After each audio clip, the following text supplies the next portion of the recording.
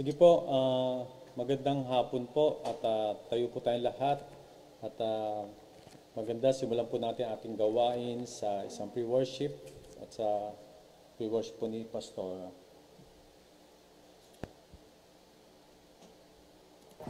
Magandang hapon po sa inyo. Ngayon po ay Sunday service. Maganda na batiin natin ang katabi natin ng isang magandang hapon po.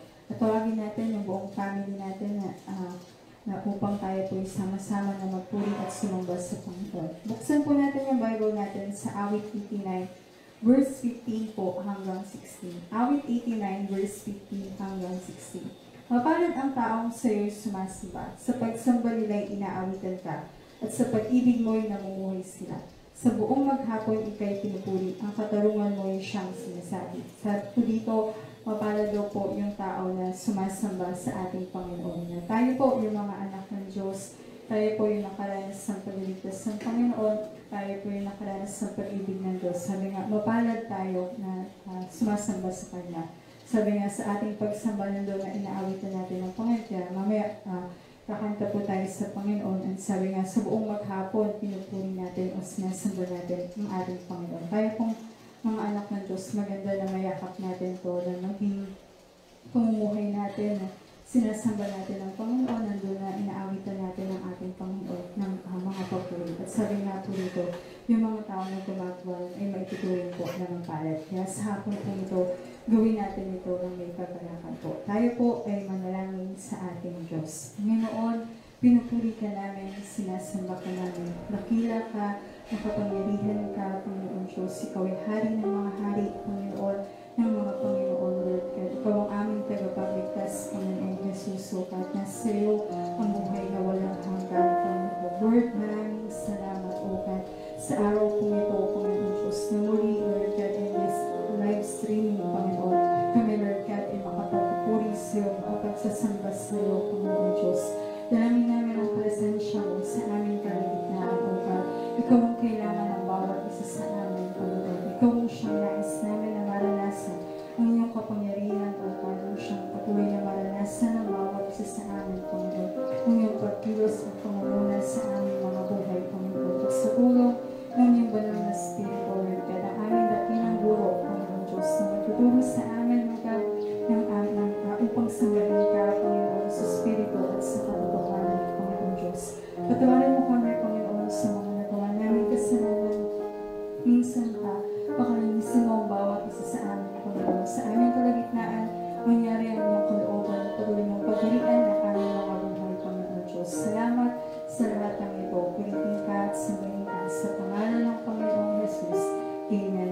po, all of us, let's worship the Lord. Hallelujah.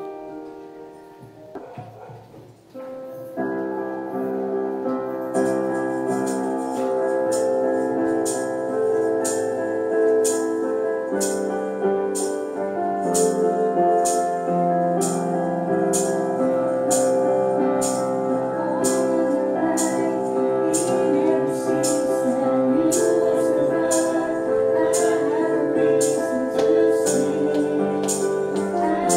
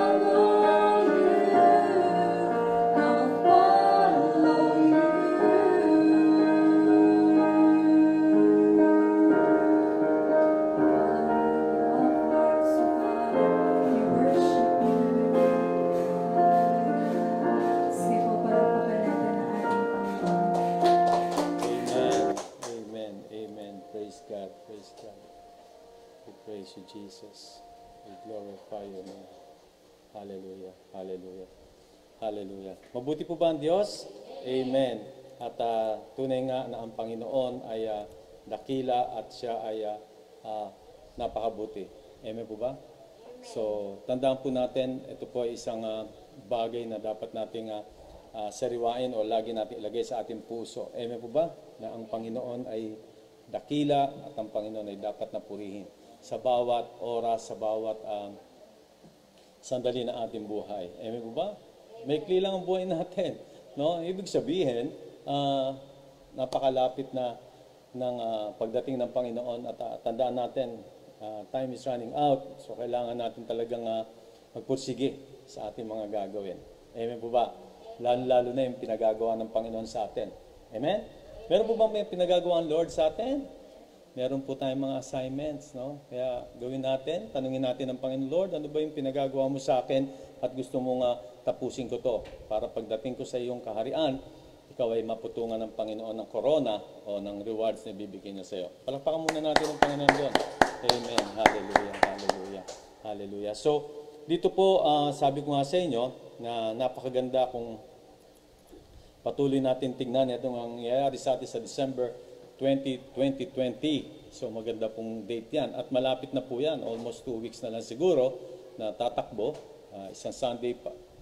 No, sa Sunday na ata. Ano na date ba ngayon? 12 plus 13 plus. Sa Sunday na pala. So sa Sunday na po natin gagawin yan. At sabi ko nga sa inyo, kung gusto natin mag-join dito sa Zoom na to, ito po ay sige po, tingin po kayo dito sa akin. Kung gusto nyo po mag-join dito sa Zoom nito, select nyo lang po yung, siyempre, yung Zoom meeting natin, no? Piliin nyo. Wala naman kayo select dito sa inyong iPad or kung saan man. Ang maganda lamang ay submit ninyo o yung name ninyo, sabihin nyo sasali po ako. Actually po, meron na pong from Malaysia to Israel, from Israel din. Sasali rin po sila Sister Nanette Tuyor, tsaka Sister Norma, no? Sali po sila at napakaganda, no? Ilalagay po natin sa isa kung sino po yung in order po natin gagawin kasi hindi po pwedeng magrambulan tayo dyan, ano? So, napakaganda. Sabihin nyo lang po sa amin through JCF Church Group, FB Live. Sa FB po natin na sabihin para makita po namin yan. At mag-prepare po kayo ng isang kanta na maaring Tagalog o English and sing with the group, no? Kantahin niyo po yun. Sa may bahay ang aming bati. Ano ba? Merry Christ's birthday, happy. Amin daw po yun. Aming kanta raw po yun. So, maaaring palitan mo yung Christmas, maaaring palitan mo yung Pasko ng ibang word na medyo parang kasi wala po sa Bible yung Pasko at saka Christmas, no?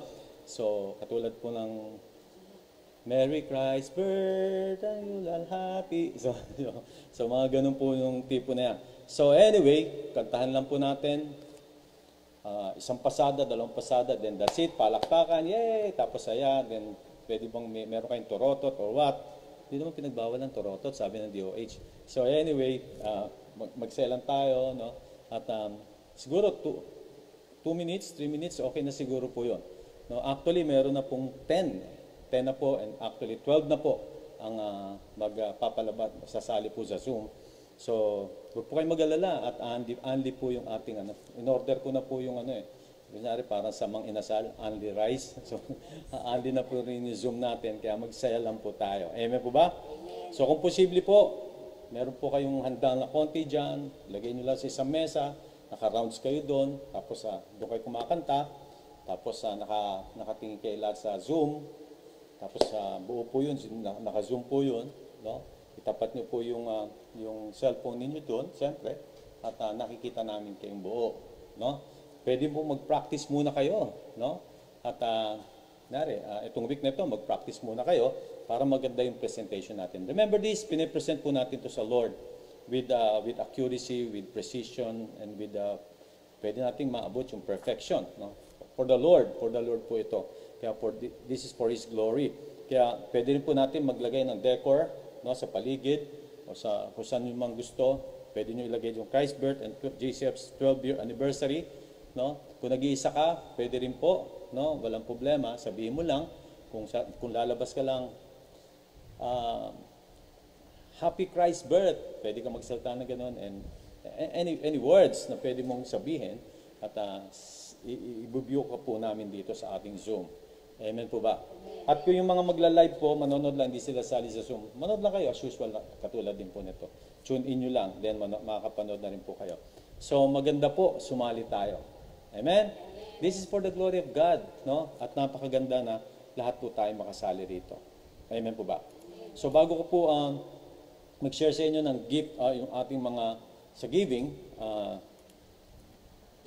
pwede nyo pong i-screenshot ito pinapakita ko sa inyo pertaining sa ating mga offerings, sa tithes na ibibigay natin, or even kung may donation po kayo. Marami po salamat sa mga nagbibigay po talaga, no?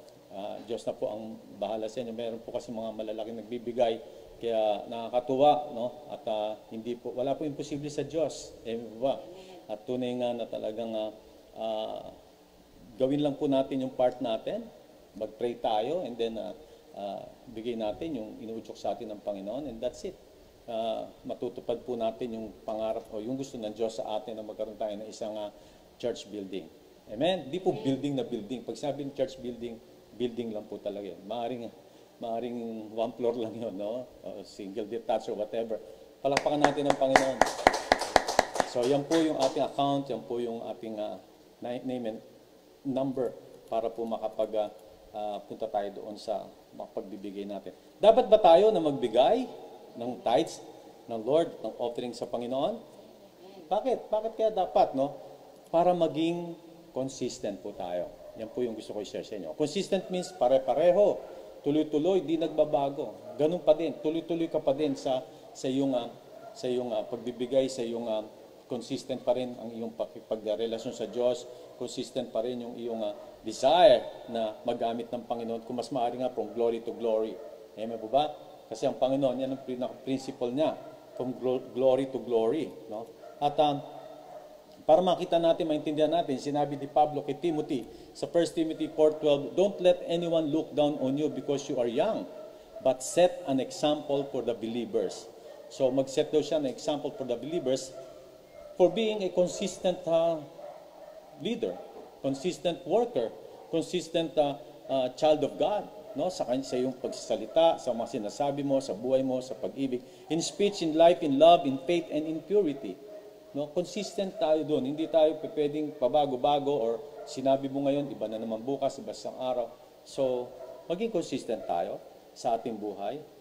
Siyempre, kung titingnan natin, katulad nga po ng isang preacher o isang katulad ko, especially may mga pastors and preachers, Lord, na talagang nagde-depend sila sa kanila natatanggap dito sa ministry. No? Alam naman natin yun na dapat talaga don't muzzle the ox while it is threshing the grains. No? Kaya siyempre kailangan talagang meron suporta. No? Kaya ngayon, katulad namin, tumatanggap, pero ako hindi ako tumatanggap sa church. Okay na po ako rito.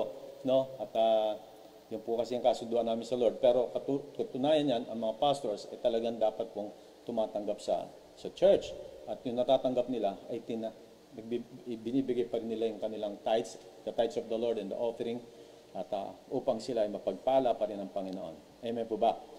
So isipin mo na kung hindi natin nagagawa, katulad ko, kung isang preacher, ako ay nagbibigay din kahit na wala pong natatanggap sa church kasi meron naman din po akong natatanggap din dito sa sa business po ng misis ko. No? Kaya nakakatanggap din po ako.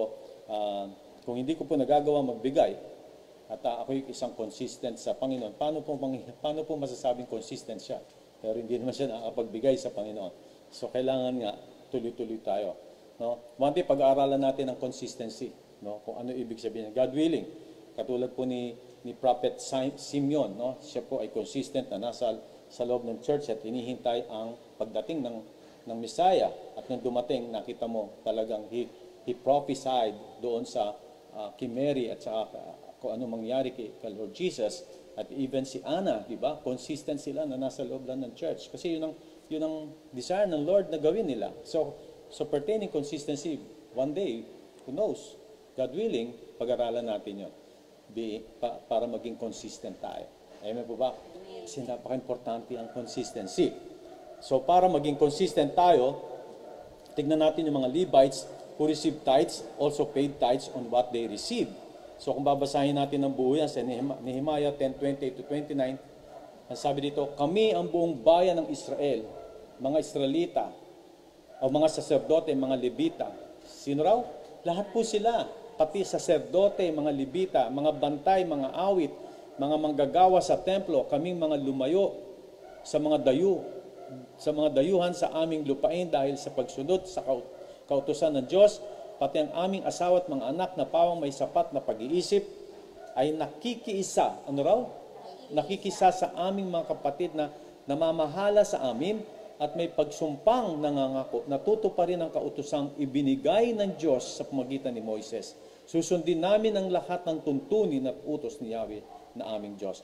So kung titingnan natin this verse, Nehemiah 10:20-29, consistent or ibig sabihin nakikiisa sila at gagawin nila kung ano sinasabi ng Panginoon. Whether they were priest, sacerdote, Levites o yung mga lahat po ng manggagawa doon, lahat po sila nagkaisa at susunod at susunod. Kaya kung titingnan natin, tatalon tayo ng konti sa verse 37 of Nehemiah chapter 10, magdadala rin kami ng minasang harina mula sa unang ani ng trigo at ang unang bunga ng bawat punong kahoy. Take note, ang unang bunga. So the tenth of yung kanilang tinanim. Magbibigay rin kami ng ikapo ng mga inani sa aming lupain. Ngunit ang ikapong ito ay kukunin na sa amin ng mga Levita at sila ang magdadala sa templo. Sasamahan ng isang saserdote ang mga Levitang magtitipon ng ikapo. Ang ikasampung bahagi nito ay dadalhin nila sa templo para gamitin doon. So kung makikita natin, sila po ay nagkaisa. So kung titingnan natin, pwede natin sabihin na ito yung Old Testament. Pero I tell you, brothers and sisters, kailangan nating gawin. Amen po ba? Amen. Kung titingnan mo, ang puso ng Diyos, paano tatakbo ang simbahan, ang bahay-sambahan niya. Paano kakain ang mga naglilingkod sa Diyos. Amen po ba? Amen. No, wag nating supilin, wag nating hintuin ang bigyan ang isang ox na kumakain dapat pakainin habang siya ay gumigiling do sa gilingan. Nagtatrabaho siya, dapat pakainin siya. Amen po ba? So, mahaba yan, pero yun po ang katotohanan dyan. Ang mga preachers na tumatanggap ng ikapo ay dapat maging lubos na tapat na ibigay ang kanilang ikapo. Naintindihan po ba natin? Whatever na na-receive natin, dapat ibigay. At para maging consistent tayo dyan. Huwag tayong titigil sa pagbibigay. No? Kasi yan po ay kalooban ng Diyos at yan po ang puso ng Panginoon. Amen po ba? Hindi tayo magde-depend doon sa nakikita natin. Wala tayong pera, pwede natin sabihin. Pero consistent ka sa pagbibigay, I tell you, ang Lord ay talagang nalulugod at ikatutuwa niya. At makikita mo, walang worries na dapat nating isipin pertaining sa ating kikitain. At marami na tayong naituro dyan. Amen po ba? Hindi tayo dapat mag-worry. Pero dapat gawin natin. Amen? Matagal ko na tinuro. May tinuro ako na mas maganda na talagang makita natin yung impact doon. Pero although kayo na po nakakaalam kung kayo nagbibigay, pero magbigay po natin. Ang pagbabayad o pagbibigay ng mga ikapo ay aani ng basbas o blessing sa Panginoon. Tandaan po natin yan. Palagi naman natin sinasabi yan. At tandaan natin, ang tunay na Kristiyano, hindi lamang nagbabayad o nagbibigay ng ikapo.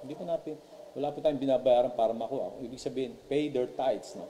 Yun po, ibig sabihin yan. Sa Tagalog, wala na akong mabibigay talaga. Nagbabayad o nagbibigay ng ikapo, kundi handa at consistent silang nagbabayad o nagbibigay ng ikapo.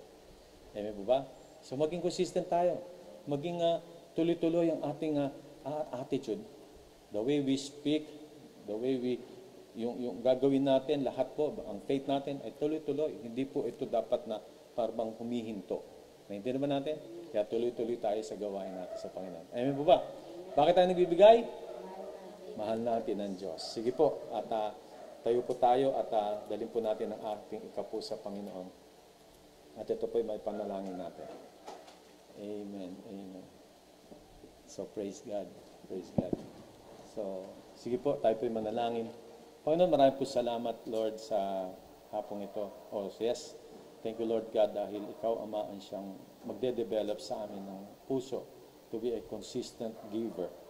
Maraming po salamat dahil hindi mo papayagan na kami, Panginoon Diyos, ay maging urong-sulong sa aming mga ginagawa. Whatever, Lord God, na na ginagawa namin, sinasabi namin, iniisip ko, whatever, Lord, maging consistent kami, especially in giving, Lord God. Father, thank you dahil hangad mo ang attitude na to sa amin. Dahil ito ang iyong isa sa mga attitude mo, Panginoon Diyos, na talagang ikaw ay hindi lumulubay, hindi ka humihinto, hindi ka Lord God, na humihinto sa iyong mga gagawin, kundi ikaw ay tuloy-tuloy. Consistent ka, Lord, sa lahat ng iyong sinabi, sa lahat ng iyong gagawin, sa lahat ng iyong nasa isip, Panginoon. Maraming po salamat, and I pray that you bless this Lord, this offering, the tithes and the offering na binigay ng mga kapatira. Pagpalain mo sila, heaven open upon their lives, O God, at ito po ang mga siyang magka-sustain ng kanilang mga pangailangan sa araw-araw. Maraming po salamat sa biyaya, ikaw ang itataas, ikaw ang sasambahin. For your glory, in Jesus' name, amen, amen. Palakpakan natin ang Panginoon. Sige po, tayo po makaupo and be in the presence of the Lord. And I believe na meron pong gagawin ng Diyos sa atin. Amen ba? Sino nag-expect na may gagawin ng Lord? Kung meron ka sakit, ngayon pa lang, sabihin mo, kapatid, Lord, pagalingin mo ako. Lord, pinagaling mo na ako 2,000 years ago, and I claim my healing right now in Jesus' name. Amen po ba? At kung may kaibigan ka na may sakit, pwede mo siyang stretch mo ang hand mo dito sa screen na yan, sa laptop mo, kung sa ano pa man yan, sabi mo, in Jesus' name, he or she's healed right now in Jesus' name. Sabihin mo, no? Let's claim. At kung ano man ang kailangan natin ngayon, I tell you, at this very moment, God wants to, gusto marinig ng Diyos ang iyong sasabihin. Pero pag wala kang sinabi, I tell you, wala kang matatanggap. Huwag mo sabihin, nagbabasa ang puso mo. Hindi po. The abundance of the heart, the mouth speaks, and the Lord wants to hear your voice. It means it comes from your heart.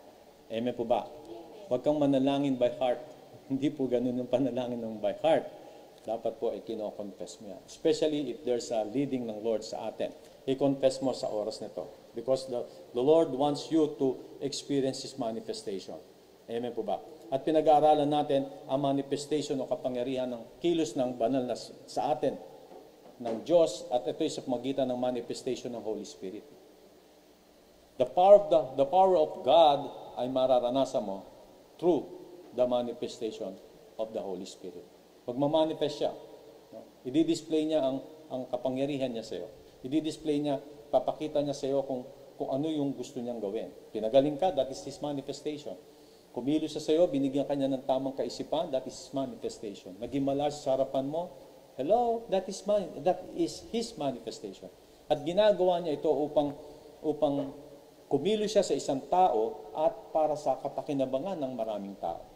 Amen po ba? Amen. Nakakilala ang isang tao, na born again ang isang tao, sabihin ko sa iyo, isa siyang drug addict, isa siyang masama na tao sa lipunan, isa siyang pasaway, isa siyang sakit ng ulo ng magulang, pero nung nakakilala siya sa Panginoon, ano ang ginawa ng Diyos? Nagimala ang Diyos sa buhay niya, at siya'y nakakilala, at ano ang nasabi ng pamilya? Bakit tumino ang anak ko? Hello? Church, gusto mo ma-witness yun? Paano tumino ang anak niya? Tumingin ka sa salamin. Lahat tayo yun.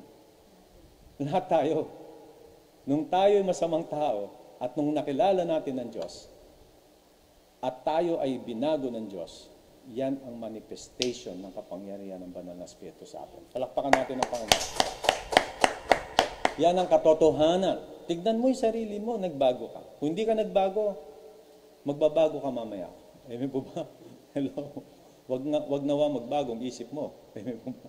So, brothers and sisters, gusto ng Panginoon na maranasan natin tong kapangyarihan ng Diyos. Amen po ba? Hello? No?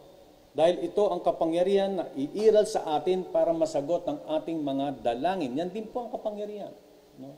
Kapag tayo nananalangin, sasagutin ng Lord at magtatagumpay tayo sa bawat aspeto ng ating buhay. Tandaan po natin yan. Hindi ito ikukubli ng Diyos. Hindi ito itatago ng Diyos ang kanyang kapangyarihan. He wants to display it.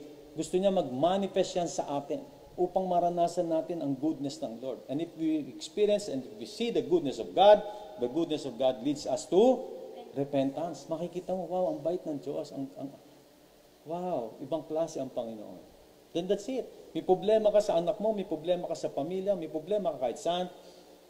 Just pray, hello, at magmamanifest siya. Gusto niya magmanifest siya. And that is the power of God. Kung meron ka sakit na COVID ngayon, sabihin mo sa Panginoon, Lord, I want your healing right now. Alam mo, anong nangyari kasi dito? We limit the Lord in our lives. Sa paanong paraan? Hindi tayo naniniwala sa manifestation. Eh, what's the use? Ano ang pakinabang kung kapag tayo hindi naniwala sa manifestation? Makikinabang ba tayo? Napakaganda na maniwala ka sa manifestation ng Holy Spirit. Amen po ba? It is a matter of words. It is a matter of confession, expressing your what is in your mind, what is in your heart. Lord, kailangan kita. I need you. As simple as that. Then what will happen? Anong gagawin ng Diyos? Gagawin niya yung sinasabi mo na kailangan mo siya. Amen po ba? Wala pong magaling. Wala po rito na right over righteous ka na sobrang mabait ka o what. Wala po sa Bible akong nakita na gano'n. Sabi nga ni Pedro, hindi dahil not because of my righteousness kaya ka gumaling, but because of God's mercy, but because of God's love kaya ka gumaling. Amen po ba? Sino rito ang matuwid? Sino rito ang pwede niya sabihin na ako lang ang pinag-aharian ng Diyos? I tell you, mahirap magsalita ng gano'n dahil wala pong katotohanan yon. Naintindihan po ba natin? Ang importante rito, you desire the presence of God. You desire Him. You desire Him na mag-manifest sa iyo. Amen po ba? Yan ang kapangyarihan ng Diyos, no? Tandaan natin, kalooban ng Diyos na ang mga mananampalataya sa Kanya ay i-manifest ang Kanyang kapangyarihan upang magdala ng kaluwalhatian sa Kanyang pangalan. Palakpakan natin ang Panginoon. Remember, napaka-importante sa Lord ang Kanyang glory. Tandaan po natin yan. Kaya gusto niya mag-manifest sa iyo. Tingin kayo sa akin, gusto niya mag-manifest sa iyo kasi importante sa Diyos ang Kanyang glory, ang kaluwalhatian niya. Gusto niya siya ay maitaas sa buhay mo. Kaya gusto niya Kanyang baguhin. Gusto Kanyang ayusin. Gusto Kanyang bigyan ng magandang buhay para makita ng mundo na ikaw ay pinag-aharian ng Diyos. Ayaw ba natin yun? Amen? So, kung titignan natin, sa Luke 9:1 and 2, when Jesus had called the 12 together, He gave them power and authority to drive out demons and to cure diseases, and He sent them out to preach the kingdom of God and to heal the sick. So you see, that is His desire. Diyan makikita natin ang manifestation ng power ng Holy Spirit sa pamagitan ng binigay niyang power and authority sa atin. It's about time na siya ay His anointing, His power ay magmamanifest sa atin at magmamanifest din ito sa pamagitan natin. To us and through us. By that power and authority na binigay sa atin ng Lord, God wants to use us to heal the sick. Amen po ba? To set the captives free. By the grace of God, siyempre. So ito po yung mga napag-aralan natin mga nakaraan. So ano ang naunawaan natin sa kapangyarihan, power, at sino magmamanifest nito? Tandaan natin, ang power, ang kapangyarihan o power na magmamanifest dito, ito ay ang supernatural power. Not by non-natural power. Natural power, sample lang po para gumaling ang tao naturally. Pag natural power, it means medicine. Pero pag sinabi supernatural power, it means the touch of God. By His stripes were healed 2,000 years ago. Amen po ba? Sino ba man nakaranas ng mga supernatural power? Amen? Naranasan natin yan. Ako dati may asthma. Nung ako ay, nung time pa, wala pa akong asawa. At nagkaroon kami ng camp. At doon, ina-asthma ako, mataas ang balikat ko. Tapos pinag-pray ako ng grupo. No? Christian camp po yun. At sama-sama pinag-pray ako. Tapos kinabukasan, wala na po yung aking asthma. Naranasan ko po yun. Hindi po ako minom ng gamot.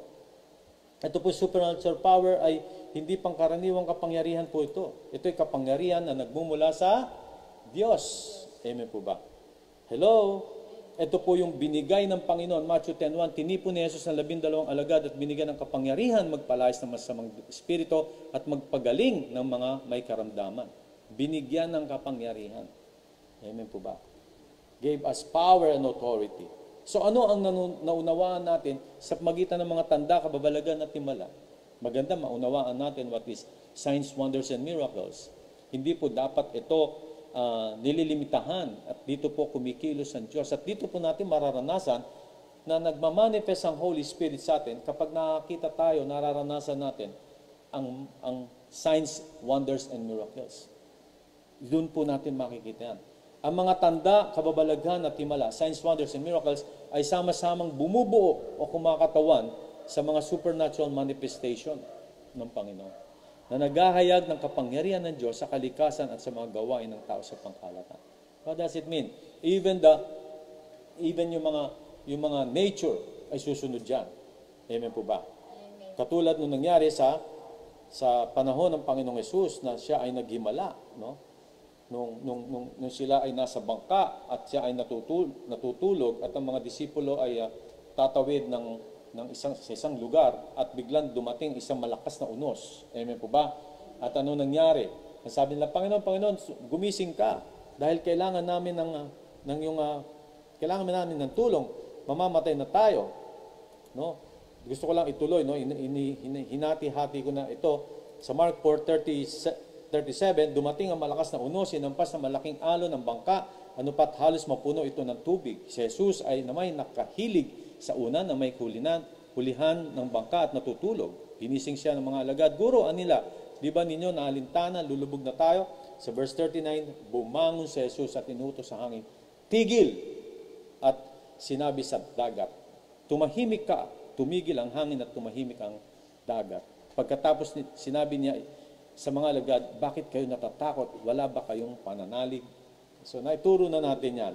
Amen po ba? Pero pati ang mga kalikasan ay sumusunod sa kanya. Kaya sinidlan sila ng matinding takot at panggigilalas at nagsabi sa isa't isa, sino nga kaya ito? At sinusunod maging ng hangin at ng dagat. So you see, because the Lord Himself, no? Because the faith of the Lord is yun yung kalooban ng Ama. Yun yung natuturo ko yan pag Wednesday. Kaya dumalo po kayo ng Wednesday. Amen po ba? Faith and prayer. Dahil doon natin makikita what is faith. Hindi po tayo dapat magkaroon ng measure of faith sa magitan ng ating sarili. Hindi, sa magitan po kung sino ang Diyos sa buhay natin. Amen po ba? Hello? Ginagamit ng Diyos sa mga manifestation ito. Bilis na lang po kasi tinapos ko na to. Mga tanda, kababalagan at himala. Signs, wonders, and miracles. At mga kaloob ng Banal na Spirit, the gift of the Holy Spirit. Yan naman po nagmamanifest din sa atin kapag tayo nasa loob ng simbahan. There's a word of wisdom, word of knowledge, word of prophecy, word of interpretation. Hello? Word of healing. Hello? Nagmamanifest po yan pag sa loob ng church. Di nyo pa minsan napansin, meron akong tinutukoy na tao na pinagaling siya ng ganito. Pag malapit na tayo matapos, minsan. So that is the word of wisdom na ginagawa po ng Panginoon. Upang maakit at mga kaloob ng Espiritu Santo upang maakit ang mga tao sa kanyang sarili at i-confirm ang katotohanan ng kanyang salita. Importante po kasi sa kanya ang salita niya. Kaya kailangan nag-manifest siya sa tao, signs, wonders, and miracles, and it confirm what was written. Kung ano ang nasusulat. Dahil kailangan mangyari yun. Amen po ba? At yan ang inaasam natin na mangyari sa ating buhay. Amen po ba? Ngayon, suriin ang tignan natin for these signs, wonders, and miracles. Kailangan makita natin paano ito tumatakbo. Paano ito mapapangyari. Ano ang dapat nating gawin para tuluyang nating maranasan ang signs, wonders, and miracles. Gusto ba natin yan? Sino gusto mo rito na kapag if you lay hands on the sick shall recover? Gusto mo yan? Hindi ka na pupunta ng ospital. Hindi ka na pupunta sa natural. Pupunta ka sa supernatural power ng Panginoon. Sino rito na kapag bumabagyo, winawasak yung bahay mo, patigilin mo yung bagyo in the name of Jesus Christ. Amen? Sino gusto nun? Gusto mo ba lulubog ka? Gusto mo ba pag nasa barko ka, tapos palubog na yung barko, gusto mo mamatay ka na? Ganun ba yun? O sasabihin mo, wala akong magawa. Lord, ikaw na bahala. Wala sa Bible. Ako bahala sa inyo. May nakalagay ba sa Bible na ako ang bahala sa inyo? Meron ba? Ha? Wala sa Bible yun. Ang nakalagay sa Bible, sabihin mo kung ano ang hangad ng Diyos. Kapag ikaw ay lumulubog, ito para malaman natin kung ano ang hangad ng Diyos. Kapag ikaw ay nasa bangka o sa vapor or whatever, at marami kayo at lulubog na, ano ang hangad ng Diyos? Sabi mo, Pastor, John 14:5. Ganun ba? Hello? Kung ang nanay at tatay mo nandoon at may pakpak, no? Angel for example, lumilipad, ano gagawin ng nanay at tatay mo? Ha? Lulunurin ka kasi pasaway kayo. Ganun ba yun? Hindi. Ano gagawin ng tatay mo? Ililigtas ka. It's the same heart na nasa Panginoon. Siyempre, yun ang sasabihin mo. Amen po ba? At mangungusap ang Panginoon sa iyo. At that time, sinabi ng Panginoon Jesus, tumigil ang bagyo. Tumigil ka sa pangalan ni Jesus. Amen po ba? So kung ano nasa puso ng Ama, nasa puso ng Diyos, yun ang sasabihin mo. Amen po ba? Pero hindi ka naniniwala sa signs, wonders, and miracles. So paano na? So kailangan, ilagay natin, sino rito gusto mong mailagay yung sarili mo pertaining sa signs, wonders, and miracles. Mailagay yung ibig sabihin, kaayusan ng puso mo para dumating man ang anuman sakuna, dumating man ang anong problema, you can stand the word and shout it. Isigaw mo yan sa pangalan ni Jesus at mangyayari yan. Amen po ba? Gusto ba natin ganun? Parang kukunti ata, 4 lang na, hindi, 3. 2 lang. 3 ba? 3. So nawala pa isa. Nasaan na isa dyan? So, gawin natin.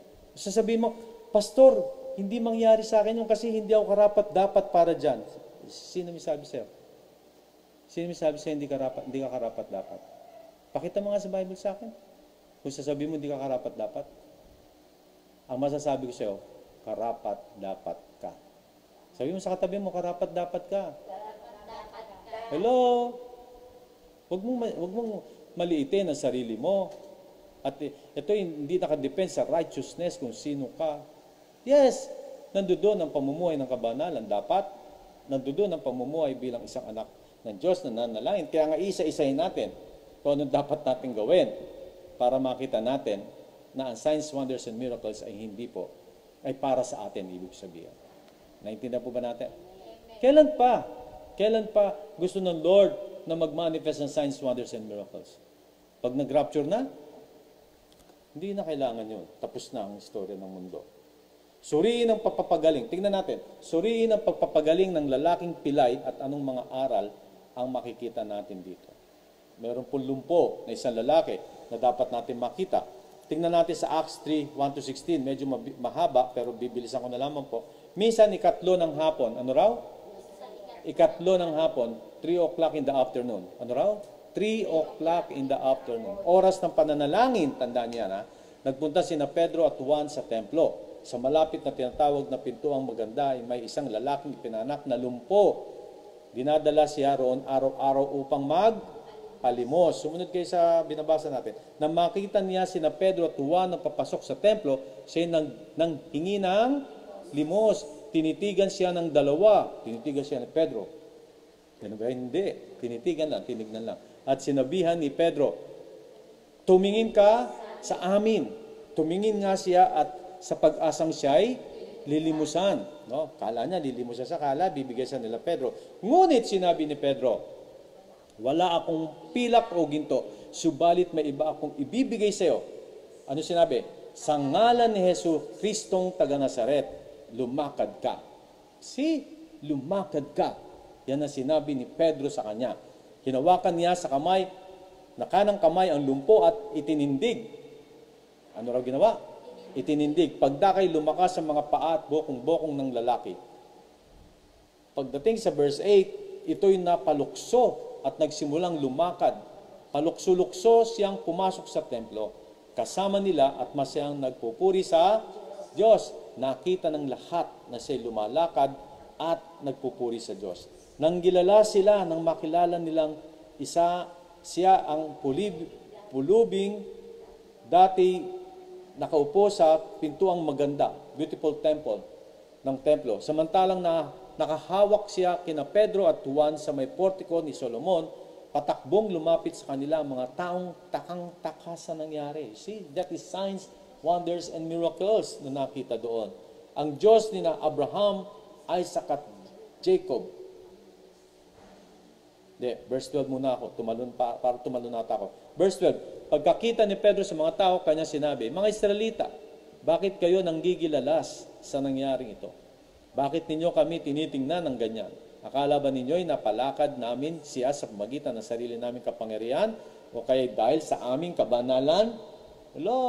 Di dahil sa kanilang kabanalan na sinasabi ni Pedro, ang Diyos ni Abraham, Isaac at Jacob, ang Diyos ng ating mga ninuno, ang nagbigay ng pinakamataas na karangalan sa kanyang lingkod na si Jesus. Ngunit siya'y binigay ninyo sa may kapangyarihan at itinakwil sa harapan ni Pilato, Pontius Pilate, gayong ipinasya na nitong palayain siya. Gusto na nga siyang palayain, pero ayaw niyo pa rin. Kaya pinapatay si Jesus, di ba? Itinakwil ninyo ang banal at matuwid at isang mamamatay tao ang hiniling ninyong palayain. Pinatay ninyo ang pinagmumula ng buhay, ngunit siya'y muling binuhay ng Diyos at saksi kami sa bagay na ito. Ang kapangyarihan ng pangalan ni Jesus ang nagpagaling sa lalaking ito. Kaninong pangalan? Pangalan ni Jesus. Yan, the power of the name of Jesus Christ. Nagpagaling sa lalaking ito. Nangyari ito dahil sa pananalig sa kanyang pangalan. Ang pananalig kay Jesus ang lubusang nagpagaling sa kanya tulad ng inyong nakikita. Tanda natin dito sa verse o sa chapter 3 na ito, nakita natin ang istorya, di ba?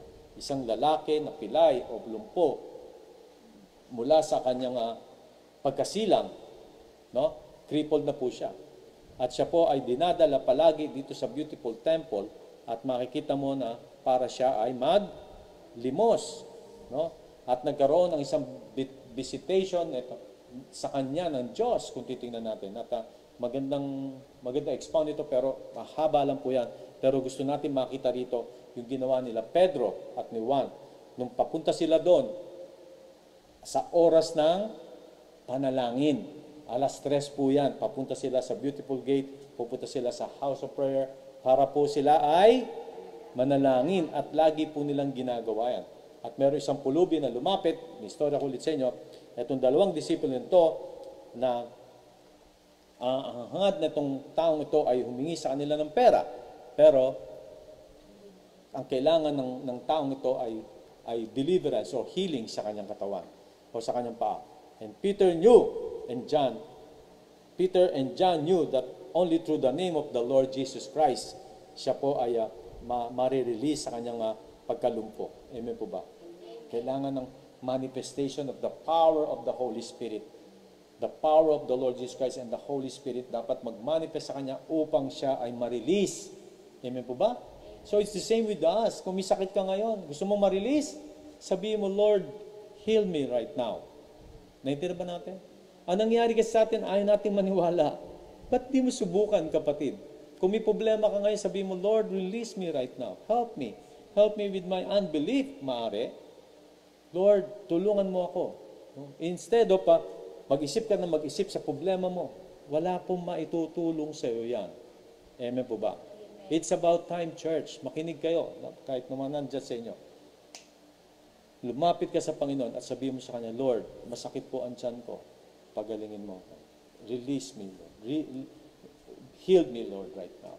At kung meron kang problema sa pamilya, sa anak, sa magulang, sa mag-asawa, o whatever, sabihin mo, Lord, tulungan mo ako. Bigyan mo ako ng solusyon. Lord, nahihirapan ako mag-devotion. Lord, nahihirapan ako manalangin. Lord, tulungan mo ako. Lord, nahihirapan ako makinig ngayon dahil inaantok ako. Lord, tulungan mo ako. Amen po ba? Ganun lang po kasimple yan. Hello?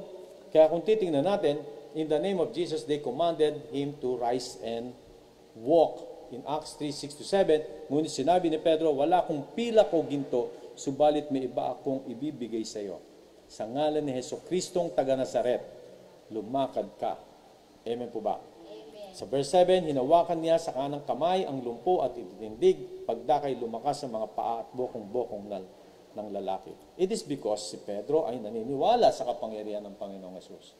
Amen po ba? Amen. It is because the time sa Acts chapter 1 verse 8, nabaptize siya ng banal na spirito. Naintindihan ba natin? Kung babasahin natin yung istorya na yan, maganda na makita natin ang lahat ng nangyari dyan sa time na yan. Mayroon dapat tayong makita sa mga nangyari dito sa pagpapagaling ng taong lumpo since birth. Dapat may makita tayo dito. habang dapat as we meditate this, dapat makita natin kung ano yung sinasabi ng Panginoon. Ito po yung sinasabi ko minsan, we have to meditate the Word of God. At yan yung sinasabi rin, lalo sinasabi yan ng salita ng Diyos, meditate the Word of God day and night.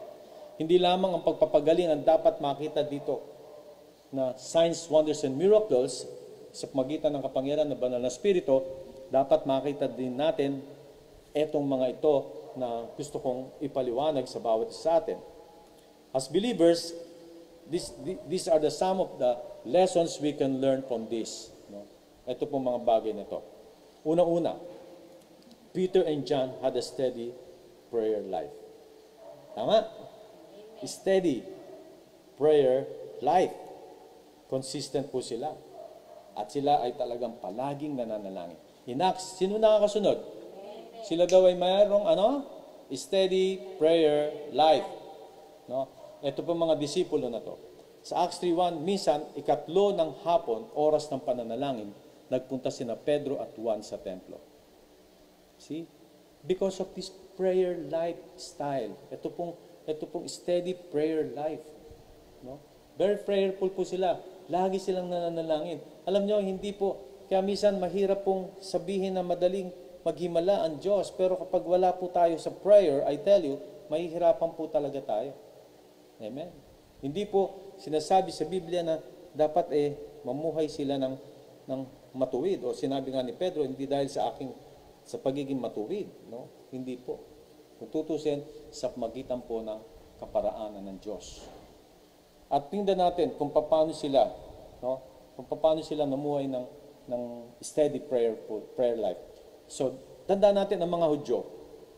Meron po silang 3 oras o 3 hours of prayer a day. Pagdating po ng alas 9, alas 10 ng maga, pagdating po ng alas 12 ng tanghali hanggang alauna, at pagdating po ng alas 3 hanggang alas 4 ng hapon, diyan po sila palagi nananalangin. Amen po ba? Amen. They attended prayer meetings in the temple. Kasi ganyan ang mga Hudyo. Yan po yung kanilang lifestyle. Nasa ano na po nila yan, nasa sirkulasyon na ng buhay nila yan. Amen po ba? Pagdating ng alas 9 ng maga, alas 12, alas 3, nananalangin po yan ng 1 oras. Pwede mo sabihin, Pastor, ritual po yan. So, masama ba? Masama ba? Parang gawing ritual? Kung ang panalangin mo naman ay tao sa puso mo, walang masama. Amen po ba? At tandaan natin, ito po ay kaugalian ng mga Hudyo. Kaya po sila pinagpala ng Diyos kahit hanggang ngayon. Gusto ko pong ipakita sa inyo yung schedule ng the hours of prayer ng mga Jewish. Para maintindihan po natin. Tingnan niyo po to. The schedule of the hours of prayer sa mga Hudyo. Ito yung Jewish time, ito po, at ito yung Roman time. Yung time po natin ngayon. Ang first hour, pag nabasa mo sa Bible, first hour, yan po yung from dawn, madaling araw, o madaling maga. Ano ba yun? Madaling araw, madaling maga? Madaling araw, hanggang alas 8 po yan. Pag sinabing first hour, yun po yung kanilang unang oras, pag nabasa natin sa Bible. Ang second hour nila is 8 a.m. to 9 a.m. So makikita po natin yan. Ang third hour po nila ay 9 a.m. to 10 a.m. Diyan po ay nananalangin na sila. Amen po ba? Kung babasahin natin ang Acts 2:15, hindi lasing ang mga taong ito, gaya ng palagay ninyo, sapagkat ikasyam pa lamang ng umaga. Alam niyo po ba sa Book of Acts chapter 1 verse 8 na dumating ang banal na spirito, nabaptize sila at sila yan nagpe-pray noon at that time, no? Yan po ay 9 o'clock in the morning at nagpe-pray sila. Dumating ang banal na spirito at maraming taong nakasaksi at nung time na yun ay nag-speaking in tongues sila at sabi ng mga tao doon, mga lasing yan tao na yan. At sabi ni Pedro, hindi lasing ang mga taong ito, gaya ng palagay ninyo, sapagkat ikasyam pa lamang ng umaga. 9 in the morning. That is the third hour of the day na sila po ay nananalangin. Ganyan po ang Hebrew calendar. Ganyan po ang Hebrew time ng time nila. At ang fourth hour, kung babasahin natin, lalo na sa King James Version, yan po yung mga nakasulat doon. Hindi po nakasulat yung alas 9, alas 10, hindi po. Ito tinranslate na lang po ngayon yan. Pero sa 4th hour nila, 10 a.m. to 11 a.m., sino po nakakasunod? No? Sa 5th hour nila, 11 a.m. to 12 noon, dumating ng alas 12. At 6th hour, 12 p.m. to 1 p.m., prayer po ulit yan. Paano po nakita natin? Sa Acts 10:9, kung pag-aralan natin ng gusto para konti lang po kasi ang pinakita kong verses kasi because of time, kinabukasan ng malapit na Acts 10:9, kinabukasan ng malapit na sa Joppe ang mga inutusan ni Cornelio, si Pedro na may umakyat sa bubungan upang manalangin. Magtatanghaling tapat na noon. Kapag sinabing tanghaling tapat, ano na yan? Mag-aalas 12 na. Amen po ba? So, kitang-kita doon dito, makita natin, this is the 6th hour. No? Tanghaling tapat, tirik na ang araw. Alas 12 going to 1 a.m. Sinabing magtatanghaling tapat. Sino naniniwalang 12 o'clock na to? 12 o'clock po yan. Kung Englishin po natin sa English, about noon, the following day as they were on their journey and approaching the city, Peter went up on the roof to pray. 12 noon. So that is the 6th hour. Kita po ba natin? Nakakasunod po ba tayo sa mga oras? Anong oras po ba ngayon? Alas 2 na, malapit na mag-3rd. So 7th hour, 1 p.m. to 2 p.m. No? Sunod-sunod lang po yan. At ang 8th hour nila is 2 p.m. to 3 p.m. Amen po ba? At 9th hour, 3 p.m. to 4 p.m. That is another prayer na ginagawa po ng mga Hudyo. At kung babuksan natin sa Acts 3:1, minsan, ikatlo ng hapon, oras ng pananalangin, nagpunta sina Pedro at Juan sa templo. Hello? At the 3rd hour in the afternoon. So, what does it mean? Ikatlo, 3 o'clock ng hapon. No? So, 9th hour. So, translated na po kasi yan.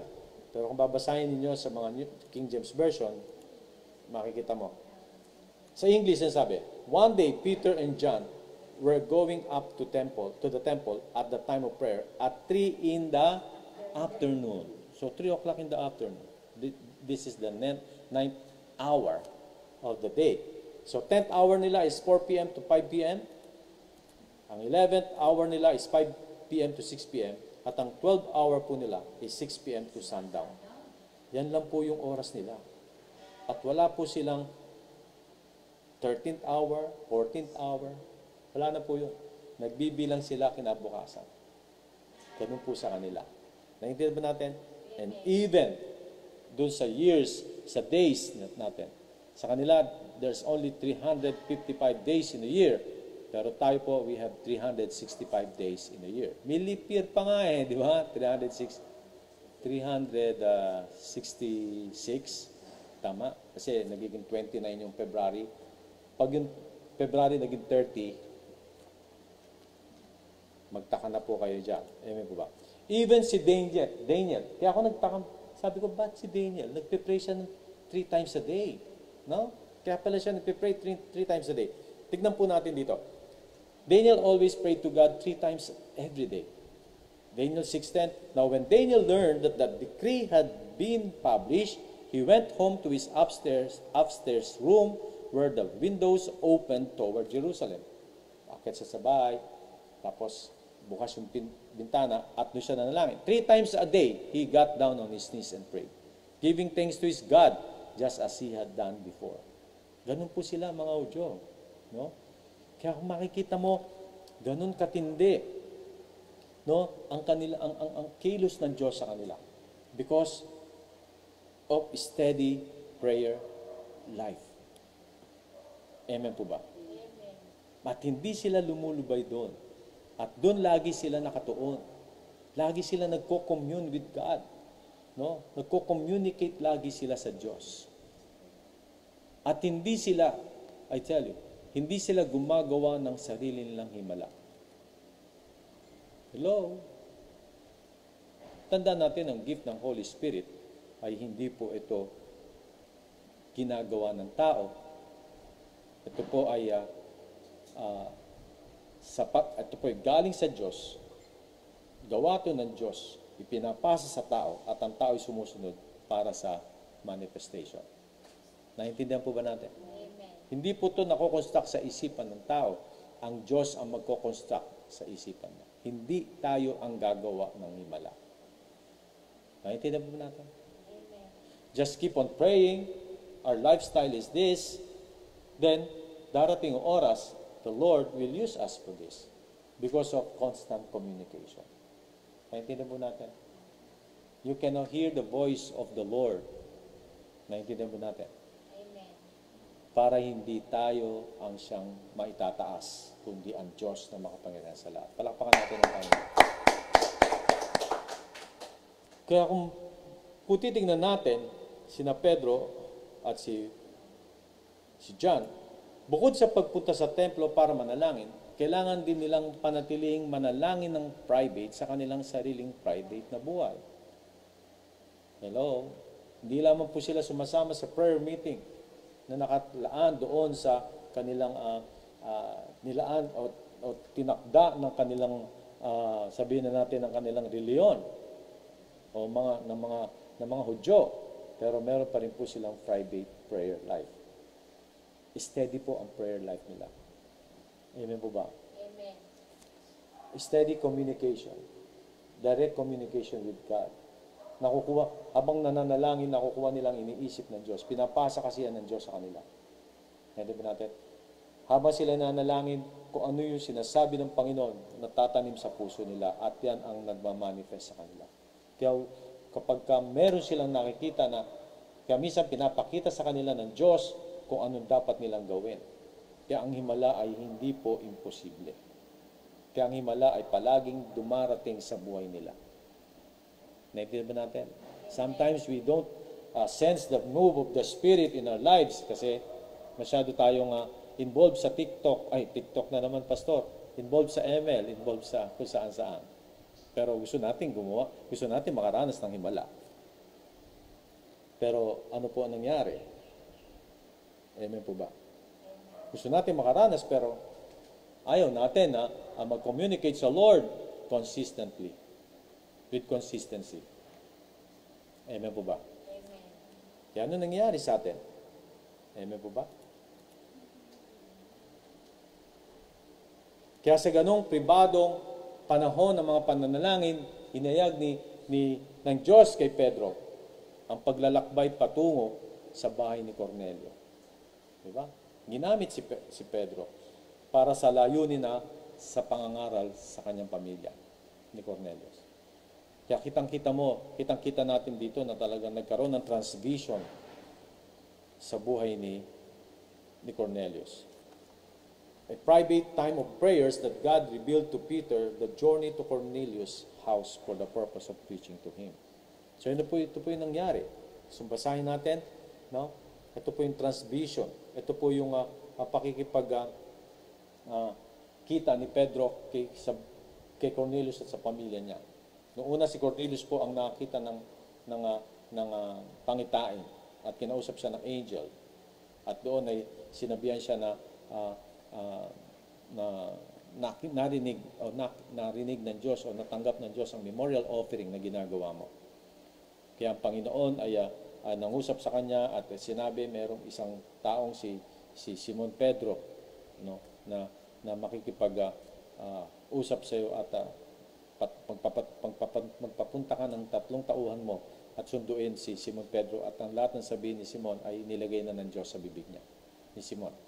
Hindi ba natin? So basahin na lang po natin yan sa Acts chapter 10. Kinabukasan ng sa Acts 10:9-16, kinabukasan nang malapit na sa Joppe ang mga inutusan ni Cornelio, si Pedro na may umakyat sa bubungan upang manalangin, magtatanghaling tapat na noon, 12 o'clock, no?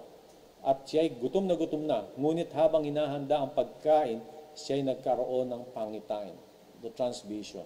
No? At dito, kita rin natin sa verse 11, nabuksan ang langit at nakita niyang inihuhugos sa lupa ang isang wari malaking kumot na nakabitin sa 4 na panulukan.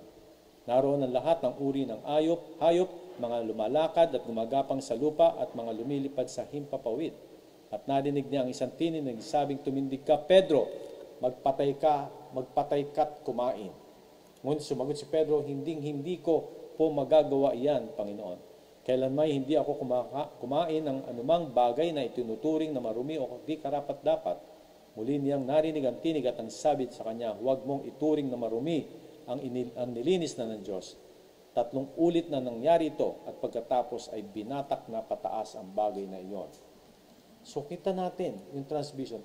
Kita natin yung the supernatural power of God manifested doon kay Pedro para masyera ng gospel itong pamilya ni Cornelius. Because Cornelius is a Gentile, hindi po nakikipag-usap ang mga Hudyo sa Hintil, pero ano sabi ng Lord? Wala siyang ginawang madumi. Ang lahat ng binless ng Lord ay malinis. Kaya hindi niya dapat isipin na itong mga Hintil na ito ay marumi. Ang nilinis ng Diyos ay totoong malinis na. Dito natin makikita ang power ng Holy Spirit na nag-manifest through signs, wonders, and miracles. Amen po ba? Amen. So, hindi mahirap nangyari sa buhay ni Pedro na yan. Nakita niya ang transmission na to. Through transmission ay pinahayag sa kanya na puntahan si Cornelius para sa salvation niya at ng buong sambahayan ni Cornelius. So, makita natin yung himala. Kaya naghimala ang Diyos kasi meron siyang gagawin. Meron siyang gustong ipakita sa mga tao. Gusto mo natin makita to sa atin ng mga tao? Hello? Ang mga unang disipulo at sa katunayan ng early church ay naniniwala ng gusto sa pakikipag-ugnayan sa Diyos. At hindi nakapagtataka ang kapangyarihan ng Diyos ay pinakita sa pamagitan nila. Kaya kitang-kita natin because of what? Steady prayer life. Naintindihan natin? So, kung tayo po ay mananatili sa panalangin, makukuha natin ang nasa puso ng Diyos. Makukuha natin ang sinasabi ng Panginoon. Hello? At ang buhay po natin ay mananatili doon sa kaisipan ng Diyos. Yun lamang po ang gusto ng Diyos na mangyari sa atin. Makuha natin ang iniisip niya. It's not just by confessing. Yes, it is good to confess that, Lord, that we may possess the mind of Christ. Walang problema doon. Pero, mas maganda na maging consistent tayo sa panalangin natin. Hello, steady prayer life. Amen po ba? Amen.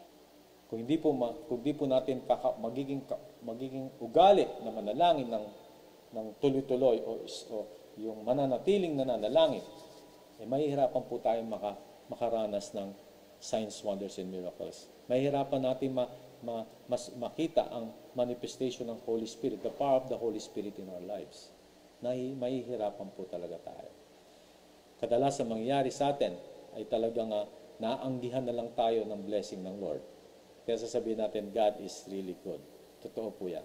Pero mas maganda, hindi lamang po anggi, hindi lamang po yung part lang ng manifestation ng kanyang power ang maranasan natin, kundi mismong tayo, specifically, nararanasan natin ang kapangyarihan ng Banal na Espiritu. Amen po ba? Amen. At tandaan natin, just believe and we will see the glory of God. May natutunan po ba tayo? Amen. Sige po, tumayo tayong lahat. At patuloy ko po kayo ipapanalangin at maganda na lahat po tayo ay mapagpala ng Panginoon. Amen po ba? Sige, mas maganda, let's close our eyes at mananalangin tayo sa Panginoon. Hallelujah. And the Lord wants to heal kung sino man ang dapat na ang tao na gustong pagalingin ng Diyos ay pagagalingin niya to. Hallelujah. Thank you, Jesus. Thank you, Lord God. Napakabuti mo, Panginoon. For you're so good and your mercy endureth forever. Sige, let's close our eyes. Kapatid, it's about time. Sabihin mo lang sa Panginoon sa oras na ito. Sabihin mo lang sa Kanya, Lord, meron po akong problema.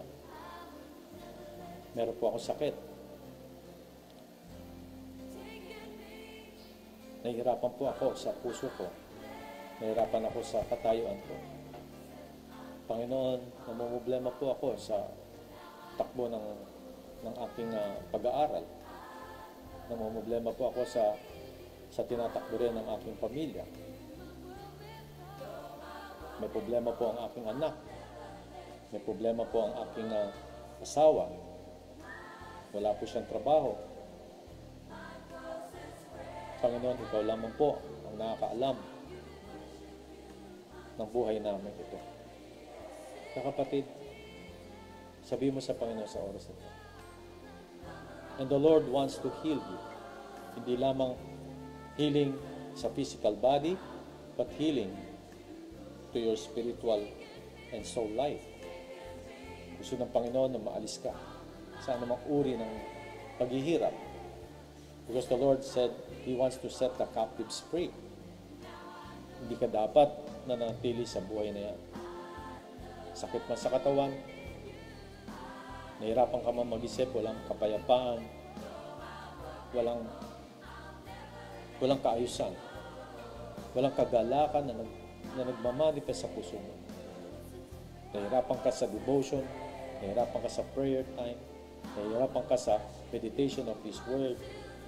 Sabihin mo sa Panginoon, ano na yan? Maaari ito may sa pag-aaral, ito man ay sa negosyo. Maaari pabagsak ang negosyo mo, pero the Lord wants you.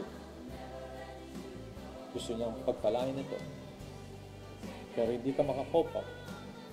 It is because of many things in your life.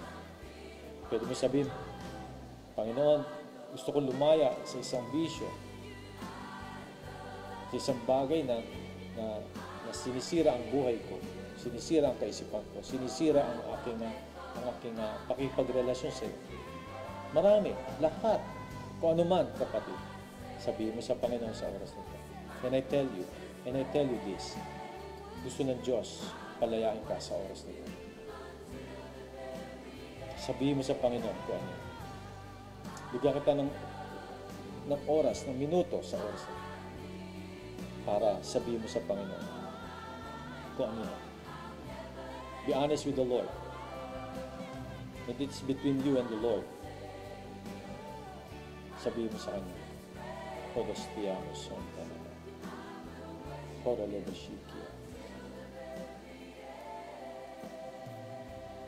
Hallelujah. Thank you, Lord. Thank you, Jesus. Hallelujah. Sige, taas mo ang kamay mo and we will pray. Father God, in the name of Jesus, in your precious Holy Spirit, I pray. Hawakan mo, Panginoon Diyos, sa mga kapatid kong ito. Ang mga nanonood niya, sino man sila, touch them, Lord. Hear their prayers, O Lord. Tulungan mo, mga kapatid ko, Panginoon Diyos. Lahat kami, tulungan mo, Panginoon Diyos. At kung ano man nagawa namin, Lord God, na mali, pagkakamali, Lord, patawarin mo kami. Linisin mo kami. At gusto namin, Panginoon Diyos, na ma-release sa mga bagay na ito. Mga pahirap sa buhay, Panginoon Diyos. Tanggalin mo ito sa aming buhay. Help us, O Lord God. At sa oras pong ito, Panginoon Diyos, dinadalangin ito. Tulungan mo ang mga patiran, bawat isa, especially in their prayer time, Lord God. Magkaroon ng steady prayer life ang bawat isa, Panginoon Diyos. Kung paano hinayag mo, salta mo, Panginoon Diyos. Ang mga Hudyo ay 3 times a day sila nanalangin. Gawin mo rin sa amin ang mga bagay na ito, Panginoon Diyos. Dahil gusto namin, Lord, magkaroon kami ng consistent prayer life. Steady prayer life. Marinig namin ang salita mo, marinig namin ang udyok mo, marinig namin ang gusto mo, Panginoon. Ang will mo, ang desire mo, ilagay mo ito sa puso namin. And for us, O God, to be used by you dito sa Karen. Gawin mo, do as you please, Lord. Gawin mo, tulungan mo mga patiran, Lord God, maging consistent sa prayer na ito. Maraming po salamat. Ikaw, Panginoon Diyos, na nakakadinig ng lahat ng ito. At gagawin mo ito, Lord God, with the power of the Holy Spirit, Lord God. Bless your people. Move upon their lives. Pagpalain mo sila, Panginoon Diyos. Hanggang ang bawat isa, Panginoon Diyos, ay makita nila ang signs, wonders, and miracles na nagmamanifest sa kanilang buhay. Gamitin mo sila. As they lay hands on the sick shall recover. As they preach your word, people will see and will surrender their lives unto thee, that they may receive you as the Lord and personal Savior. As they pray, Lord God, ang mga sagot ay darating. As they read your word, Father God, ang word mo, mangungusap ka direct sa puso nila, Panginoon Diyos. At makita nila, Lord God, na ikaw ay buhay sa kanilang buhay na ito. Maraming po salamat, Panginoon Diyos, for the power, for the manifestation, for power. Manifest ito sa iyong mga anak, Panginoon Diyos. Maraming po salamat that your anointing flow, Lord God, over this screen. Touch your people right now, Lord God. Move upon their lives, Lord. Para labishin ko. Thank you so much, Lord, sa lahat ng ito. At dinadalayan ko na patuloy na pagpalain mo ang mga anak. Ingatan mo sila, ano man ang kanilang ginagawa. Pagpalain mo ang kanilang kapagkainan, Panginoon Diyos. Itaas mo ang pananampalataya ng bawat isa. Mangusap ka sa kanila daily, Lord God. Pakinggan mo ang kanilang mga panalangin at ikaw ang may tataas sa buhay. Maghimala ka, Panginoon. Maghimala ka sa kanila. Maraming po salamat sa biyayang ito. Pagpalain mo ang mga anak. For your glory, in Jesus' name. Amen, amen. Palakpakan natin ang Panginoon. So God bless po at Sunday po, inintay ko po yung inyong